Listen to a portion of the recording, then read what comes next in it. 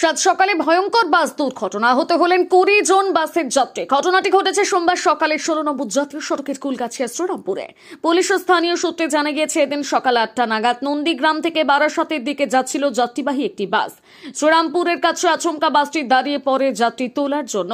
সেই সময় পিছন থেকে দ্রুত গতিতে আসা দীঘা থেকে কলকাতাগামী রুটের বাস নিয়ন্ত্রণ হারিয়ে বারাসাত রুটের বাসের পিছনে সজোরে ধাক্কা মারে। ঘটনায় দুটি বাসেরই যাত্রীরা আহত হন। স্থানীয়রা তড়িঘড়ি আহতদের উদ্ধার করে উলুবেড়িয়া শরৎচন্দ্র চট্টোপাধ্যায় মেডিকেল কলেজ ও হাসপাতালে নিয়ে যায় চিকিৎসার জন্য। জানা গিয়েছে, দুটি বাসে প্রায় 150 জন যাত্রী ছিল।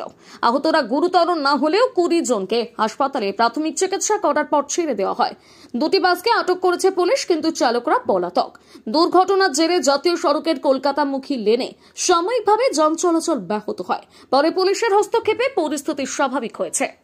বারাসাত যাচ্ছিলাম, তারপর নিউটরি থেকে বাসে চেপেছিলাম। প্রথমে এই শ্রীরামপুর লাইনে হঠাৎ পেছন থেকে একটা বাস এসে, দীঘা বাস এসে আমাদের বাসে ধাক্কা দেয়।